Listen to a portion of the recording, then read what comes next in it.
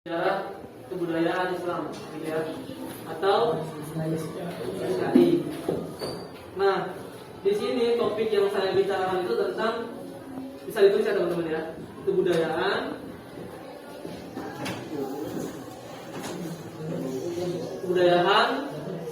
dan kondisi masyarakat.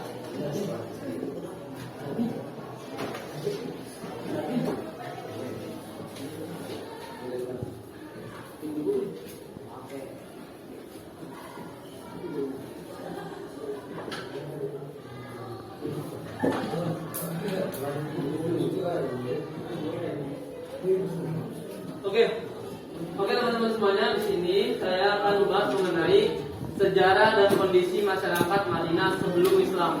Gitu. Nah teman-teman semuanya, saya mau nanya nih, tahu nggak kebudayaan itu apa? Kebiasaan. Coba. Ya kebiasaan, repeat. Tahu nggak? Ada. Ada. Ada lagi? Hah? Tradisi. Oke, saya catat ya. Tradisi, bagus. Tadi apa tadi? Kebiasaan, habit. Tadi ada. Ada lagi teman-teman? Ada lagi teman-teman? Ada cukup ya. Oke, nanti kakak akan menjelaskan mengenai apa itu tradisinya, kebiasaannya, dan adatnya. Itu dalam konteks kebudayaan, ya. Dan kondisinya, apa itu kondisi? Ada yang tahu nggak? Keadaan. Aku bisa buka ini kalau buka. Jatuh. Oke. Tolong. Kondisi keadaan gitu ya.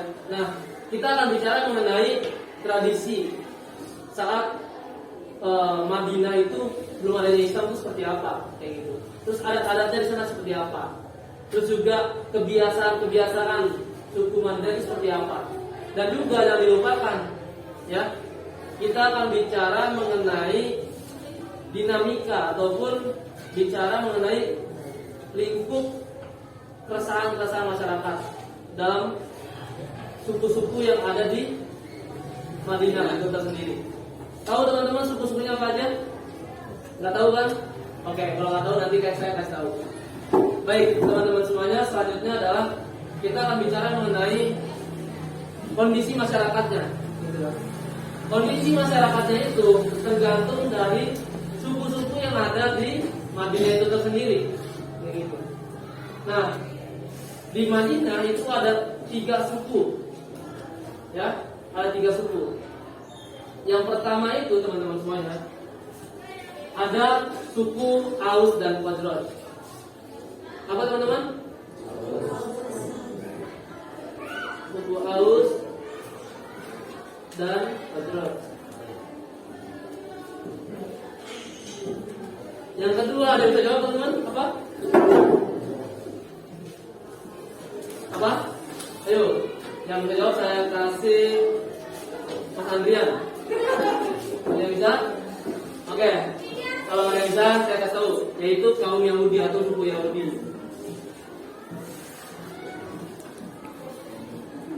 Yang terakhir, ayo. Ada yang bisa jawab? Nasrani, betul? Salah. Ada? Kaum musyrikin. Nah, kita akan coba bedah satu-satu teman-teman semuanya. Bedah satu-satu mengenai kondisi yang ada saat Madinah itu didatangi atau diduduki oleh 3 suku ini. Suku Aus dan Khazraj. Nah, oke, saya izin dulu ya. Teman-teman semuanya, kalau misalnya kita bicara mengenai suku Aus dan Khazraj itu, suku ini, kedua suku ini adalah suku yang dimana dulunya dia itu sangat bertikai itu bertempur, sering bertikai selama berapa tahun teman-teman? Catat ya, selama kurang lebih itu 120 tahun, 1 abad 20 tahun lebih. Suku Aus dan Khazraj ini dia bertempur habis-habisan. Nah, kita akan balik lagi bicara tentang Madinah. Ada yang tahu nggak Madinah nama lain kotanya apa? Sebelum Madinah itu apa? Ada yang tahu? Ada yang tahu? Ayo, dari Y. Yas, Yasrib, ya. Yasrib. Nah, teman-teman semuanya, ada yang tahu nggak Yasrib ini diambil dari kata siapa? Yasrib itu diambil dari kata apa, teman-teman? Ada yang tahu nggak? Yasrib itu diambil dari nama orang. Apa aja nama orangnya, catat. Yang pertama, Yasrib bin Qaqid, ya, bin Aus, bin Amalik, bin Laus, bin Hiram. Ada yang ketinggalan? Ketinggalan ya? Oke. Yasrib bin Qaqid, bin Ubair, bin Aus, bin Amalik, bin Laus. Oke, dah? Ada yang tinggal lagi? Coba ya, saya ulangi ya. Yasrib bin Qaqid bin Ubay bin Aus bin Amalik bin Laus bin Irom. Nah, dia ini teman-teman semuanya adalah seorang anak keturunan Syam. Ya, keturunan Syam, putra Nabi Nuh alaihi salam. Ya. Nah, ini kota Madinah ini teman-teman semuanya bisa dikata lagi buat kisi-kisi kalian kalau ada jauh ada pertanyaan-pertanyaan di soal ujian. Nah, Madinah ini dia itu terbentuk kurang lebih 1600 tahun. Berarti lama banget ya teman-teman ya. Nah, oke, itu terkait kondisi di Madinah. Tapi kita belum bicara tentang kondisi sebelum Islamnya itu seperti apa, gitu ya. Nah, oke, selanjutnya kita bicara mengenai lingkup masyarakatnya. Masyarakat Madinah itu beda dengan Mekah, teman-teman. Kalau di dalam buku sejarah ini, masyarakat Madinah itu sifatnya heterogen. Heterogen itu apa, Pak? Heterogen itu adalah bahasa ilmiah yang kata lainnya adalah bermacam-macam. Jadi Madinah itu dia masyarakatnya itu heterogen, bermacam-macam. Ada suku Quraisy, ada kaum musyrikin ya, terus ada kaum Yahudi dan sebagainya. Tetapi beda dengan Mekah. Mekah itu homogen. Dalam artian di sini adalah masyarakatnya cuma kaum muslimin saja saat itu, kaum Quraisy saja saat itu. Cuma satu masyarakatnya dan beda dengan Madinah. Nah, oke, selanjutnya adalah mengenai suku Aus dan Khazraj. Tadi kita udah bicara tentang kondisi. Ada yang bertanya nggak sampai saat ini? Sampai saat ini ada yang mau tanya dulu sebelum saya lanjut? Cukup ya? Ada yang ngantuk? Cuci muka, duduk. Nggak ada yang ngantuk ya, insya Allah ya. Saya berapi-api soalnya. Masa ngantuk? Oke, selanjutnya adalah suku Aus dan Khazraj, teman-teman semuanya. Nah, tadi saya bilang ya, dari awal saya bilang bahwa 120 tahun suku Aus dan Khazraj ini bertikai, betul nggak? Udah dapat belum? Udah dapat ya? Nah, kenapa? Gitu kan? Kenapa bisa bertikai? Gitu kan? Nah, sebelum kita bicara tentang kenapa bisa bertikainya, kita akan nyari tahu dulu nih, suku Aus dan Khazraj ini diambil dari kata apa? Nah, sebenarnya nama suku Aus dan suku Khazraj itu diambil dari dua orang saudara kandung. Namanya kata saudara kandung dari anak Harits bin Salabah dan dari istrinya yang bernama Kilah binti Al-Arqam. Oke, kedua suku ini awal mulanya adalah nama dari dua orang saudara kandung. Ya, anak dari Harits bin Salabah dari istrinya yang bernama Kilah binti Al-Arqam. Oke. Udah ada yang Mas Anto ada Mas? Ada? Mas. Oke baik teman-teman semuanya. Dua kabilah ini teman-teman ya. Dua kabilah ini dia bertikai selama 120 tahun. Apa? Kenapa bisa bertikai selama 120 tahun? Selama 1 abad. Indonesia jajah berapa tahun teman-teman? 365 tahun oleh Belanda, 3 tahun oleh Jepang. Nah, sedangkan suku Aus dan Khazraj itu bertikai sama masing-masing kabilahnya, masing-masing kabilah. Aus versus Khazraj. Nah, dia bertikai sama 120 tahun akibat provokasi dari kaum Yahudi. Ya, kenapa bisa diprovokasi gitu kan? Dia itu sebenarnya suku Aus dan Khazraj ini adalah saudara. Jadi kalau suku Aus dan Khazraj ini bertempur itu namanya perang saudara semuanya. Nah, ketika itu sebenarnya kenapa bisa perang juga? Karena suku Yahudi ini iri dengan suku Aus kayak gitu. Ya, dengan suku Khazraj kayak gitu.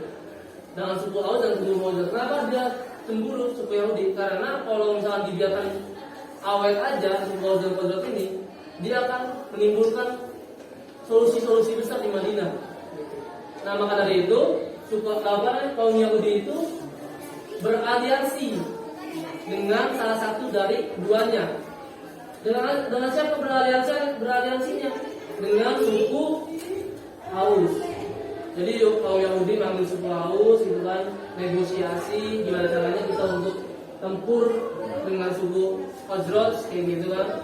Nah pada akhirnya suku Yahudi itu bisa melobi ataupun bisa merangkul suku Aus dan memerangi suku Khazraj. Siapa yang menang Pak? Ya, yang menang adalah suku Aus dan kaum Yahudi. Nah pada kesempatan itu teman-teman semuanya, Rasulullah hadir ya di tengah gemerlik perang itu. Nah Rasulullah SAW itu merangkul suku Khazraj, gitu. Cuma suku Khazraj ini menolak untuk masuk Islam. Kan kalau misalnya dirangkul Rasulullah pastinya tidak akan untuk masuk Islam, tapi dia menolak, kayak gitu. Menolak, dia nggak mau untuk masuk Islam. Dan pada akhirnya lambat laun teman-teman semuanya, gitu ya. Suku Aus ini nyadar kalau misalnya dia bertikai selama 120 tahun itu sangat tidak wajar dan sangat tidak ada untungnya bagi mereka. Yang ada hanya bertikai itu saja gitu. Dan pada akhirnya ya suku Aus ini coba untuk diplomasi dengan suku Khazraj. Coba untuk merangkul suku Khazraj. Pada awalnya suku Khazraj itu kecewa gitu ya. Kecewa gitu kan, dikhianatin dan sebagainya gitu ya. Tetapi dan alhamdulillahnya gitu ya, suku Aus ini mencoba untuk mencari simpati sama Rasulullah. Tadi kan suku Khazraj nggak mau ditanya Rasulullah, tapi suku Aus mau gitu kan. Suku Aus coba untuk menarik simpatinya Rasulullah SAW dan pada akhirnya melakukan konsolidasi, melakukan rangkulan bareng-bareng pada Baiat Aqobah. Kata teman-temannya, pada Baiat Aqobah pertama. Nah, jadi ketika suku Aus dan suku Khazraj ini tempur, itu adalah titik awal kehancuran dari kedua kabilah itu. Nah pada akhirnya gitu kan, alhamdulillahnya teman-teman semuanya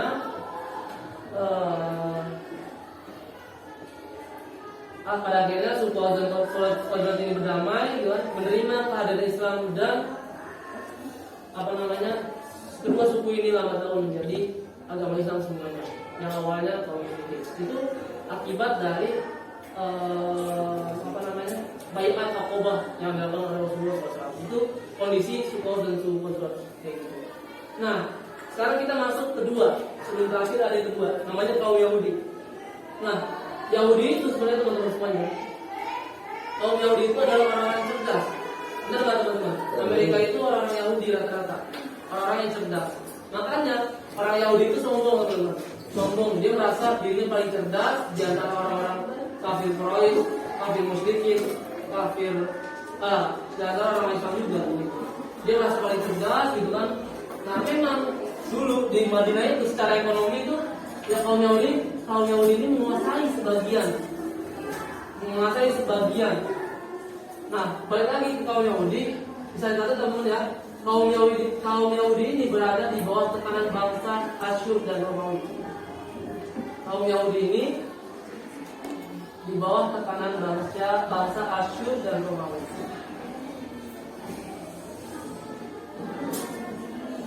Nah, sebenarnya gitu ya, kaum Yahudi ini cenderung dengan orang-orang Hijaz, katanya. Mereka cenderung berpihak kepada orang-orang Hijaz. Walaupun pada dasarnya mereka itu orang Ibrani. Makanya kalau teman-teman ke Arab itu nggak bisa tuh membedakan antara. Kalau dalam perdagangan apa Kak? Kalau dalam perdagangan itu kaum Yahudi menerapkan sistem riba. Tahu kan teman-teman? Riba itu seperti apa? Tahu ya? Dasarnya tahu ya? Adalah jelasin dulu. Nah, teman-teman bisa catat, kaum Yahudi itu ada 3 kaum teman-teman. Ada 3 bani. Yang pertama apa teman-teman? Anda tahu? Bani Kainuko. Kainuko ya, bukan Kainuko ini. Kainuko. Yang kedua Bani apa? Bani apa teman-teman? Nazir.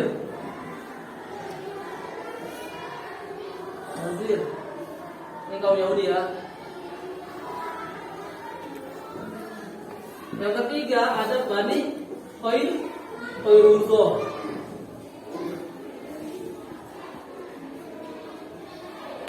Koiruzo ya teman-teman.